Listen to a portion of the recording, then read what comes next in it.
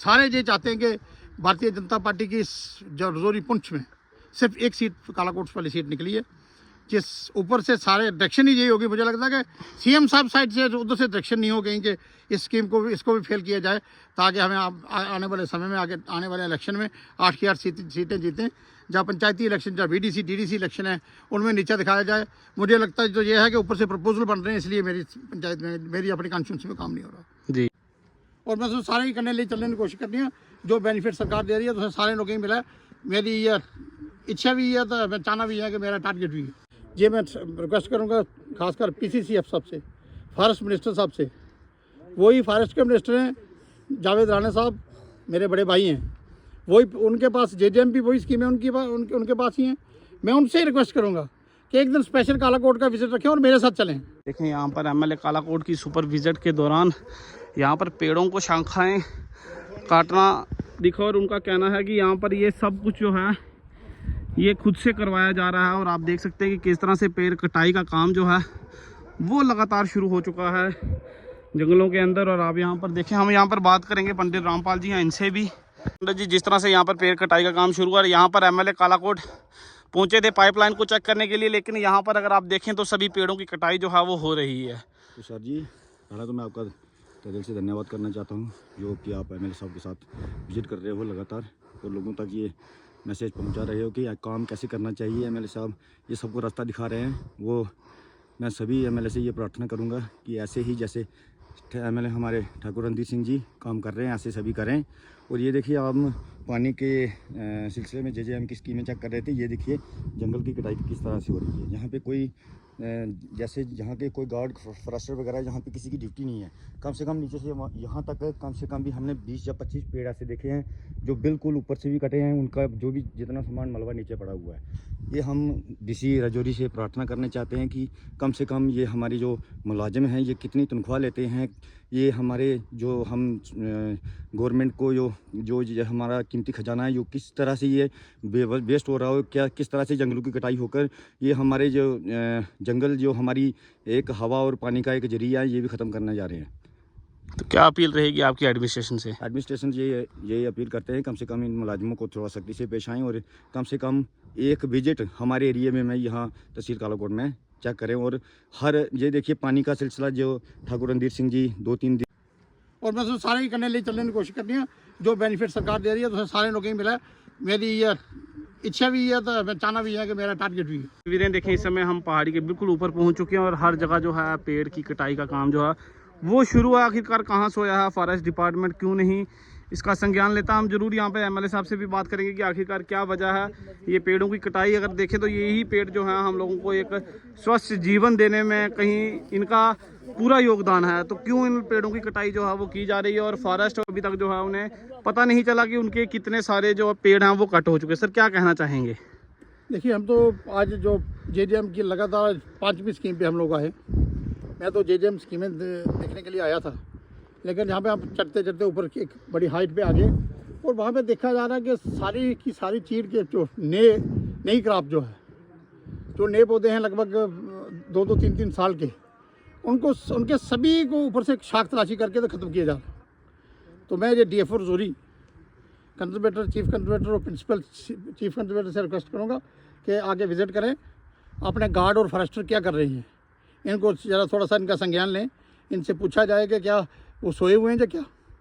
अगर जंगल सारे ऐसे ख़त्म होंगे, आगे ही हमारे यहाँ पे बारिश लगभग 3-3.5 महीने के बाद हुई है। जब जंगल ही ख़त्म हो जाएंगे तो बारिशें कहाँ से होनी है? अल्टीमेटली एक दिन ऐसा टाइम आएगा, हमें पानी के लिए कहीं दूर जाके दरिया के चनाव के किनारे कहीं अपने डेरे रखने पड़ेंगे, क्योंकि यहाँ पे पानी नहीं मिलेगा हमें। तो ये जंगल को कटिंग का जो फार्मूला, ये मैं रिक्वेस्ट करूँगा खासकर पीसीसीएफ साहब से, फॉरेस्ट मिनिस्टर साहब से। वही फॉरेस्ट के मिनिस्टर हैं जावेद राणा साहब, मेरे बड़े भाई हैं। वही उनके पास जेजेएमपी वही स्कीम है, उनके पास ही हैं। मैं उनसे ही रिक्वेस्ट करूँगा कि एक दिन स्पेशल कालाकोट का विजिट रखें और मेरे साथ चलें। मेरे एरिया की कंडीशन देखें। अगर सिर्फ जम्मू में बैठ के बात बनने वाली नहीं है, आपको साइड पे आना पड़ेगा। जब तक आप लोग नहीं विजिट करोगे तब तक हमारी आंखों में ये डिपार्टमेंट जो है सारे आंखों में धूल झोंक रहे हैं और हमें बेवकूफ़ बना रहे हैं। और हमारे गरीब जो अवाम है यहाँ की, वो किसी चीज़ से कोई भी हम स्कीम उनके तक नहीं पहुँचा पाएंगे, ये हर चीज़ स्कीम से महरूम रह जाएंगे। और अगर सारी स्कीमें पहुँचानी है तो इन लोगों को एक्टिव होना पड़ेगा। हमारे सेक्रेटरीट के ऑफिस जो है उनको एक्टिव होना पड़ेगा। वो नीचे तक जब तक मीटिंग नहीं करेंगे, जब तक इनको पूछेंगे नहीं, तब तक ये मसला हल होने वाला नहीं। सर, जिस तरह से आप हर एक गांव में विजिट कर रहे हैं और आप भी जानते हैं कि और ये पब्लिक भी जानती है कि वहाँ पर जहाँ पर आप जाते हैं वहाँ पर लोग आपको 100 मसाइल सुनाने के लिए वहाँ पर पहुँच जाते हैं। कहीं ना कहीं एडमिनिस्ट्रेशन की डील नहीं लगती कि जिस एरिया में आप जाते हैं वहाँ का गार्ड, वहाँ का पीएचई का मुलाजिम, वहाँ पे पीडीडी का मुलाजिम, उसी के साथ साथ ये तहसील का कोई भी मुलाजिम आपके साथ जो है, जब आपकी विजिट किसी विलेज के अंदर हो और वो सब वहाँ पर हों और लोगों के मसले मसाइल जो हैं वहाँ पर उन लोगों तक जो है वो डायरेक्टली बात पहुँचाई जाए। देखिए तुषार जी, बात यह है कि यहाँ पे मुझे मेरी 5वीं स्कीम पे मेरा दौरा है। मैंने हर ऑफिसर्स को कहा, खासकर जेजेएम वालों को कहा कि अपने कंट्रैक्टर्स को अपने साथ रखें। ये उन्होंने कंट्रैक्टर किए हुए और हर दिन मुझे हमारे जेई साहब ने ये बताया कि वो उसके घर में फंक्शन है। मुझे लगता है कि 7-8 दिन से हम लोग घूम रहे हैं, तो 8 दिन हर कंट्रैक्टर के घर में फंक्शन बिता के तो बात टाल दी। तो अगर कंट्रैक्टर्स को फंक्शन है तो फिर गार्ड को फंक्शन है, फिर एडिशन डीसी साहब को फंक्शन है, फिर तहसीलदार साहब को फंक्शन है, फिर तो तहसील का सारा अमला फैला उनको सबको फंक्शन चल रहे हैं। वो सारा अपना अपना काम देखें, तो कौन देखेगा लोगों को जिनके लिए इनकी जिम्मेवारी है? जी कौन है? पब्लिक सर्वेंट है सारे। इनको लोगों के लिए बैठाया गया, लोगों के लिए इसलिए बैठाया गया कि लोगों को देखो भाई, लोगों की सुख सुविधा देखो। तो जब बात आती है कि विजिट करने की, अगर सबको साथ लेके, मैंने परसों वाली दिन एससी साहब को भी कॉल की थी और एक्सीएन साहब को भी बोला गया था कि आप लोग भी साथ आएँ। तो वो उन्होंने बहाना लगा दिया, किसी ने कह दिया मैं जम्मू हूँ, कोर्ट में अटेंडेंस है, किसी ने कह दिया मैं जम्मू में हूँ, तो बात खत्म होगी। तो ये लोग साथ आने वाले नहीं हैं। मेरा काम है जो मैं काम करता रहूँगा। मैं इनको मीडिया के माध्यम से, सोशल मीडिया के माध्यम से इनके तक बात पहुँचाता रहूँगा। और आगे ये क्या करते हैं मुझे पता नहीं, लेकिन कालाकोट सुंदरबनी कॉन्स्टिट्यूंसी में जिस गरीब का हक दिल्ली सरकार ने दिया है वो उन तक पहुँचा के रहूँगा, ये मेरा मानना। सर, जिस तरह से कितनी दिक्कत आती है अगर यहाँ पर, अगर अभी जिस तरह से आप यहाँ पर पहुँचे थे देखने के लिए, इस जल जीवन मिशन की जो स्कीम चल रही है उसको देखने के लिए यहाँ पर पहुँचे थे, और अगर यहाँ पर गार्ड या फॉरेस्टर यहाँ पर होते तो आप उनसे भी बातचीत करके पूछ सकते थे कि ऑन दी स्पॉट पूछ सकते थे कि ये क्यों जो है पेड़ों की कटाई की जा रही है। तो इसी तरह अगर यहाँ पर जैसे कई बार मसले मसाइल आ जाते हैं, कभी सरकार रोड का मसला आ जाता है, कभी फॉरेस्ट की रोड का मसला आ जाता है, तो वहाँ पर पटवारी अगर आपके साथ हो, जो अन्य लोग जो छोटे छोटे मुलाजिम जिनकी उस विलेज के अंदर नौकरी है, तो वो अगर यहाँ पर आ जाएं तो उससे क्या बात तो बड़ी क्लियर है कि अगर सारा स्टाफ साथ हो, सारे डिपार्टमेंट साथ हों, तो लोगों के मसले रास्ते पे चलते चलते हल हो सकते हैं। लेकिन चलो कोई बात नहीं, अपना अपना काम करें। जब जिसकी बारी आएगी, मैं मुझे कोई काम ज़्यादा है नहीं, मुझे लोगों ने मैंडेट दिया है, मैंने लोगों के बीच में रहना।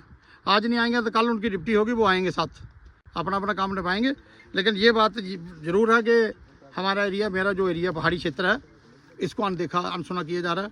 बेसिकली सारे ये चाहते हैं कि भारतीय जनता पार्टी की जो रजौरी पुंछ में सिर्फ एक सीट कालाकोट वाली सीट निकली है, जिस ऊपर से सारे डायरेक्शन ही यही होगी। मुझे लगता है कि सीएम साहब साइड से उधर से डायरेक्शन नहीं हो गई कि इस स्कीम को भी, इसको भी फेल किया जाए, ताकि हमें आने वाले समय में, आगे आने वाले इलेक्शन में 8 की 8 सीटें जीतें।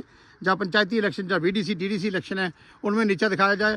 मुझे लगता है जो ये है कि ऊपर से प्रपोजल बन रहे हैं, इसलिए मेरी पंचायत में, मेरी अपनी कॉन्स्टिट्यूंसी में काम नहीं हो रहा। जी, ये देख सकते हैं कि यहाँ पर दौरा था आज एमएलए कालाकोट का, और आप ये तस्वीरों में देख पा रहे होंगे कि किस तरह से पेड़ों की कटाई जो है वो हो रही है, और क्या कुछ कहा एमएलए कालाकोट सुंदरबनी ने, आप जरूर सुनिएगा।